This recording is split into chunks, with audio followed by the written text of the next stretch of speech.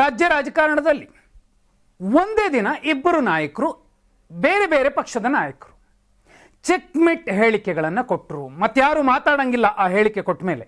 ಯಾರು? BY ವಿಜೇಂದ್ರ ಅವರು. ರಾಜ್ಯಾಧ್ಯಕ್ಷ ಹುದ್ದೆ ಖಾಲಿ ಇಲ್ರಪ್ಪ, ರಾಜ್ಯಾಧ್ಯಕ್ಷ ನಾನೇ ಅನ್ನೋ ಒಂದು ಖಡಕ್ ಸಂದೇಶವನ್ನು ಕೊಟ್ಟರು. ಎದುರಾಳಿಗಳು ಇನ್ಮೇಲೆ ಮಾತಾಡೋಕ್ಕಾಗಲ್ಲ. ಒಂದು. ಎರಡನೇದು, ಮುಖ್ಯಮಂತ್ರಿ ಸಿದ್ದರಾಮಯ್ಯ ಅವರು ನಂದಿ ಬೆಟ್ಟದಲ್ಲಿ ಆಯೋಜಿಸಿದ್ದಂತಹ ವಿಶೇಷ ಸಂಪುಟ ಸಭೆಯಲ್ಲಿ, ಸಂಪುಟ ಸಭೆಗೂ ಮುಂಚೆ ಪೂರ್ಣಾವಧಿಗೆ ನಾನೇ ಮುಖ್ಯಮಂತ್ರಿ ಅನ್ನೋ ಮೂಲಕ ಇಬ್ಬರೂ ಕೂಡ ಫುಲ್ ಸ್ಟಾಪ್ ಇಟ್ರು.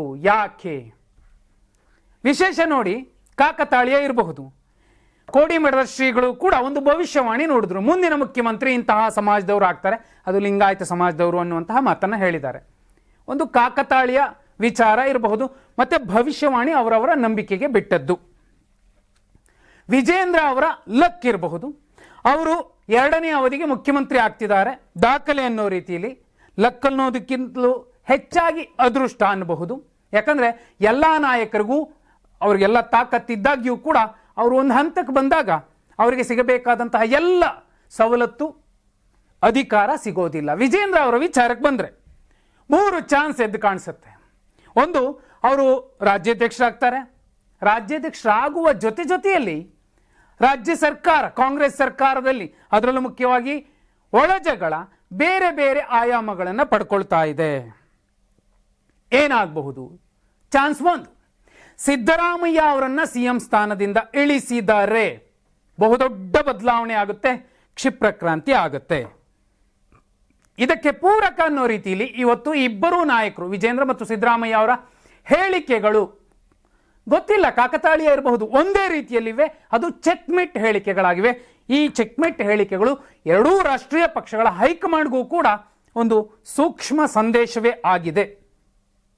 ಜೊತೆಯಲ್ಲಿ ಇಲ್ಲಪ್ಪ, DK ಶಿವಕುಮಾರ್ ಪಟ್ಟು ಬಿಡೋದಿಲ್ಲ, DCM ನಾನು CM ಆಗಲೇಬೇಕು ಅಂತಿದ್ದಾರೆ ಅನ್ನೋದಾದ್ರೆ, ಒಂದು ವೇಳೆ DK ಶಿವಕುಮಾರ್ ಅವರು ಮುಖ್ಯಮಂತ್ರಿ ಆದರೆ ಮಧ್ಯಂತರ ಚುನಾವಣೆ ಬರುವಂತಹ ಸಾಧ್ಯತೆಗಳನ್ನು ಕೂಡ ತಳ್ಳಿ ಹಾಕುವಂತಿಲ್ಲ. ಅಲ್ಲೂ ಕೂಡ ರಾಜಸ್ಥಾನ ಮಾದರಿಯಲ್ಲಿ ಸಚಿನ್ ಪೈಲಟ್, ಮಧ್ಯಪ್ರದೇಶ ಮಾದರಿಯಲ್ಲಿ ಅಲ್ಲಿನ ಬಂಡಾಯ ನಾಯಕರು, BJP ಸೇರಿರುವಂತಹ ನಾಯಕರು ಏನು ಪ್ರಯೋಗ ಮಾಡಿದ್ರು, ಅಂತಹ ಪ್ರಯೋಗಕ್ಕೂ ಕೂಡ DK ಶಿವಕುಮಾರ್ ಅವರ ಬಣ ಬರಬಹುದು. ಅಂತಹ ಸಂದರ್ಭಗಳೇ ಎದುರಾದಲ್ಲಿ ರಾಜ್ಯ BJPಗೆ ಬಹುದೊಡ್ಡ ಲಾಭ ಆಗುತ್ತೆ. ಯಾಕಂದರೆ 66 ಸ್ಥಾನಗಳಿವೆ. ಹೈಕಮಾಂಡ್ ಕೂಡ ಪ್ರತ್ಯಕ್ಷವಾಗೋ ಪರೋಕ್ಷವಾಗೋ ಈ ಹಿಂದಿನ ಎಲ್ಲ ಸರ್ಕಾರಗಳನ್ನು ಕೆಡವಿ ಹೊಸ ಸರ್ಕಾರಗಳನ್ನು ಮಾಡಿದಂತಹ ಆಪರೇಷನ್ ಕಮಲಕ್ಕೆ ಬೆಂಬಲಿಸಿತ್ತು. ಈಗಲೂ ಕೂಡ ಆಗುವಂತಹ ಸಾಧ್ಯತೆ ಇದೆ. ವಿಶೇಷ ನೋಡಿ, DK ಶಿವಕುಮಾರ್ ಅವರ ಮತ್ತು ಸಿದ್ದರಾಮಯ್ಯ ಅವರ ಜೊತೆಯಲ್ಲಿ ವಿಜಯೇಂದ್ರ ಅವರು ಮತ್ತು ಯಡಿಯೂರಪ್ಪ ಅವರು ಸಮಾನ ಅಂತರ ಮತ್ತು ಸಮಾನ ಸಾಮೀಪ್ಯವನ್ನು ಹೊಂದಿದ್ದಾರೆ. ಯಾವಾಗ ಏನು ಬೇಕಾದರೂ ಆಗಬಹುದು ಅನ್ನೋದಕ್ಕೆ ಇದು ಸ್ಪಷ್ಟ ಸಂದೇಶ ಮತ್ತು ಮುನ್ಸೂಚನೆ. ಆದರೆ ಮಾಗಿದ ಮಾಸ್ ಲೀಡರ್ ಯಡಿಯೂರಪ್ಪ ಅವರ ಮಾತನ್ನ ವಿಜೇಂದ್ರ ಅವರು ಕೇಳ್ತಾರೆ, ದಾಟೋದಿಲ್ಲ. ಈಗ ಹೈಕಮಾಂಡ್ ಕೂಡ ಇಂತಹ ಎಲ್ಲ ವರದಿಗಳನ್ನು ತರಿಸಿಕೊಂಡು, ಅದು ಅಮಿತ್ ಶಾ ಅವರು ಪಕ್ಕಾ ಲೆಕ್ಕಾಚಾರದಲ್ಲಿ ಒಂದು ಮುಹೂರ್ತ ಇಡಬಹುದು. ಆ ಕಾರಣಕ್ಕೋಸ್ಕರನೇ ಯಡಿಯೂರಪ್ಪ ಅವರ ಮತ್ತು ಹೈಕಮಾಂಡ್ನ ಅಣತಿಯ ಮೇರೆಗೆ ವಿಜೇಂದ್ರ ಅವರು ಸೈಲೆಂಟ್ ಆಗಿ ನಡ್ಕೊಳ್ತಿದ್ದಾರೆ. ಎಲ್ಲವೂ ಅಂದುಕೊಂಡಂತಾದ್ರೆ ವಿಜೇಂದ್ರ ಅವ್ರಿಗೂ ಕೂಡ ಅತ್ಯುನ್ನತ ಸ್ಥಾನ, ಅದು ರಾಜ್ಯಾಧ್ಯಕ್ಷ ಹುದ್ದೆಯ ಜೊತೆಯಲ್ಲಿ ಸಿಕ್ಕರೂ ಅಚ್ಚರಿ ಇಲ್ಲ. ಯಾಕಂದ್ರೆ ರಾಜಕಾರಣದಲ್ಲಿ ಯಾವಾಗ ಏನ್ ಬೇಕಾದರೂ ಆಗಬಹುದು.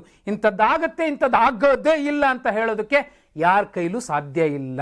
ಯಾಕಂದ್ರೆ ಪಕ್ಷನೇ ಇಲ್ಲದೆ ಏಕಾಂಗಿಯಾಗಿ ಗೆದ್ದು, ಇಂಡಿಪೆಂಡೆಂಟ್ ಆಗಿ ಗೆದ್ದು ಒಂದು ರಾಜ್ಯದ ಮುಖ್ಯಮಂತ್ರಿ ಆದವರಿದ್ದಾರೆ.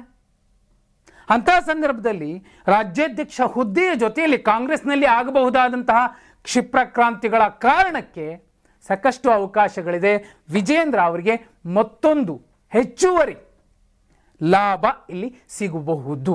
ಹಾಗಿದ್ರೆ ಕಾಂಗ್ರೆಸ್ನ ಒಳಜಗಳ ಏನೆಲ್ಲ ಆಗ್ತಿದೆ ಅದರ ರಿಪೋರ್ಟ್ ಅನ್ನ ಸಮಯಕ್ಕೆ ತಕ್ಕಂತೆ ಹೈಕಮಾಂಡ್ಗೆ ಕಳುಹಿಸಿ ಕೊಡ್ತಿರುವಂತಹ ಬಿಜೆಪಿಯ ನಾಯಕರು, ವಿಜೇಂದ್ರ ಅವರ ಪಟ್ಟಾಭಿಷೇಕಕ್ಕೆ ಇದ್ದಂತಹ ಎಲ್ಲ ವಿಘ್ನಗಳು, ಅಡೆತಡೆಗಳು ದೂರವಾದ ಮೇಲೆ ಈಗ ವಿಜೇಂದ್ರ ಅವರ ಚೆಕ್ಮೇಟ್ ಹೇಳಿಕೆ ಏನಿದೆ, ಖಾಲಿ ಇಲ್ಲ ಹುದ್ದೆ, ನಾನೇ ರಾಜ್ಯಾಧ್ಯಕ್ಷ ಅನ್ನುವಂತಹ ಹುದ್ದೆ ಕೋಡಿ ಶ್ರೀಗಳ ಭವಿಷ್ಯ, ಸಿದ್ದರಾಮಯ್ಯ ಅವರ ಇವತ್ತಿನ ಖಡಕ್ ಸಂದೇಶ ಎಲ್ಲವೂ ಕೂಡ ಒಂದೇ ಸಾಲಿಗೆ ಬಂದು ನಿಲ್ತಿದೆ. ಏನಾಗಬಹುದು?